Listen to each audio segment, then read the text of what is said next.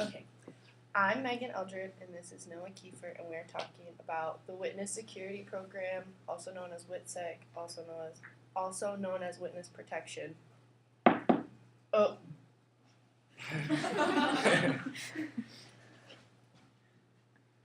All right. The Witness Protection Program, or WITSEC, is a program run in the United States by the U.S. Marshal Service in order to protect witnesses before, during, and after the trial. These witnesses are usually testifying against drug traffickers, terrorists, or other organized crime members. There are many cases where witnesses should have used WITSEC and they didn't. One example of this occurred in Boston in 2013 over the trial of mob boss Whitey Bulger. Stephen Rakes was set to testify against Bulger. A few days before the trial, a jogger was jogging through a jogging path right off of a marsh, and they found the body of Stephen Rakes. And the autopsy of Stephen Rakes showed that his coffee had been poisoned with cyanide. The mob member who poisoned him then followed him and threw his body in the marsh.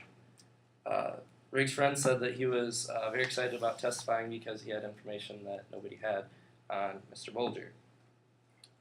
Because people don't like being found dead in the marsh, WITSEC was founded under Title V of Organized Crime Control Act of 1970. This stated that the U.S. Attorney General could relocate a witness of a state or federal case in which when he thinks that the person is in danger. The Attorney General gets the final say when someone gets into WITSEC, and their decision is based on criminal records, possible alternatives, and testimony from other witnesses. 8,500 witnesses and about 9,900 family members have been protected by WITSEC. The founder of WITSEC, Gerald Schur, is quoted as saying that 95% of the people in WITSEC are actually criminals themselves, which I thought that was kind of weird. The process of witness protection program is completely voluntary, and people that are in it are allowed to leave whenever they want, although they're not really encouraged to because, danger and whatnot.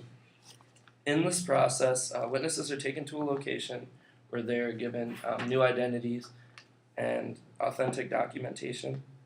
These locations are usually in cities because I thought that was interesting. I thought they would just put them in like Idaho or something crazy like that, but they put them in cities because they think that it's harder to recognize new people in cities. So in addition, these people are provided funding for housing, essentials, and medical care. They are also provided jobs and job training. While they're in a high-risk environment, they're given 24-hour security. The funding for WITSEC comes from taxes. Funding for WITSEC is always one of the first things that are cut when officials are asked to trim the budget. But because it's used for safety, though, that's taken a hit from people because they think that the funding should be increased for programs that offer safety to people. California, Texas, Illinois, and New York have their own witness protection programs for witnesses who didn't make the cut into the Attorney General's eyes.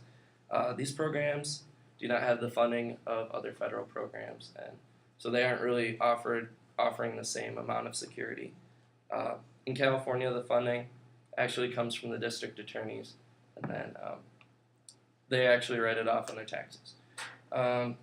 Most famous story that involved witness security happened in 2003 in Milan, Michigan, when Nicholas Calabrese disappeared from federal prison.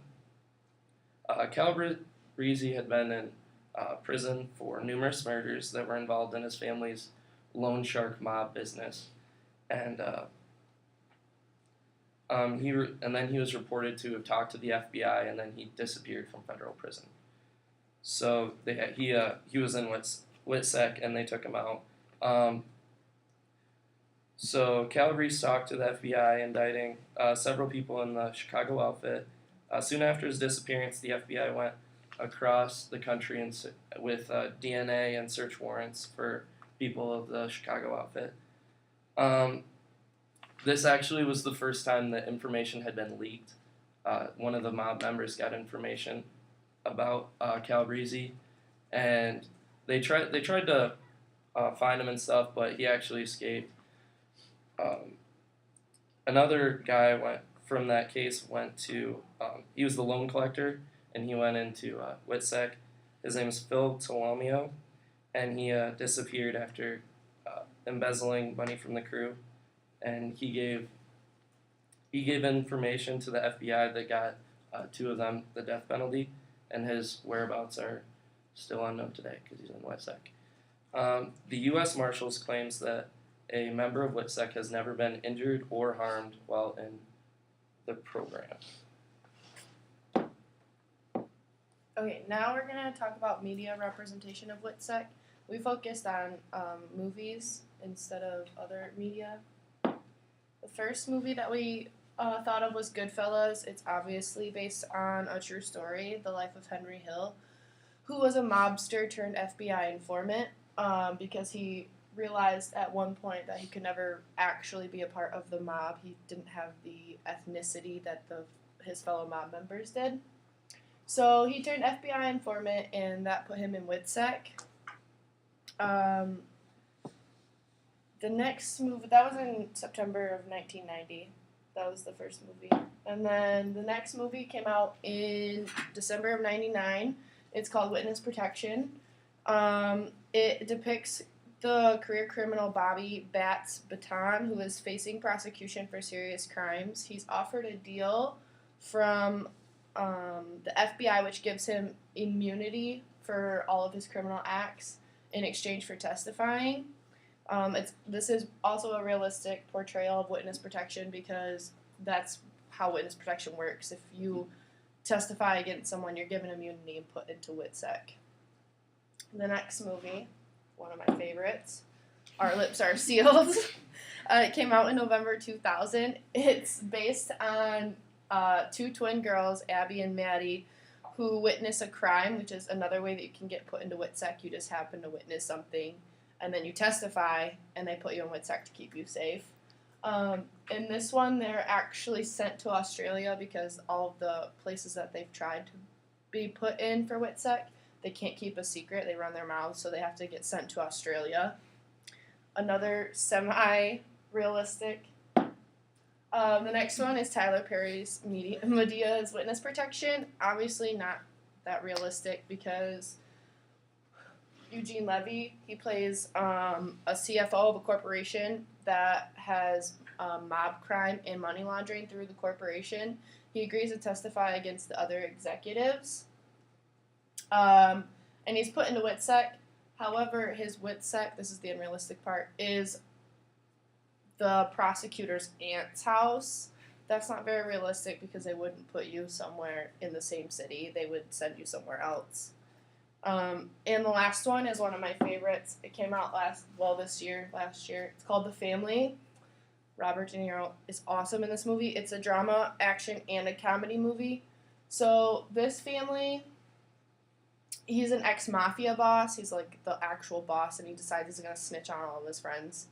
And so they're sent into WITSEC, and they've tried a billion different places. They finally get sent to France, and everything's working out until all of his family members decide that they don't like it. His kids start beating up other kids.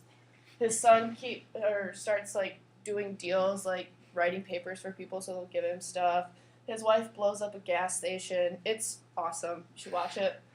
But eventually the mafia finds them, and the very end is the mafia shootout between him and the family and the mafia. It's really awesome. It's realistic because obviously the mafia doesn't like snitches.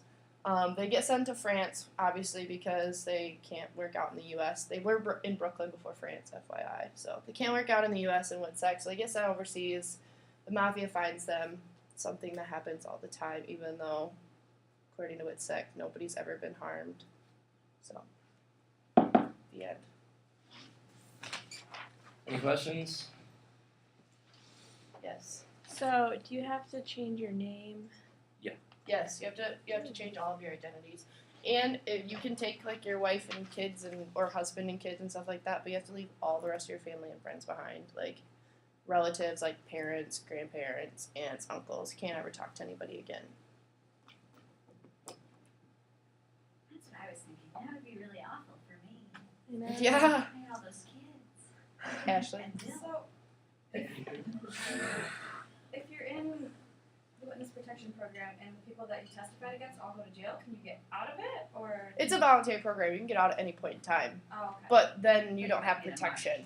Okay. You don't have protection. The FBI no longer protects you if you do not agree to go into witness protection under their terms. Okay. Any other questions?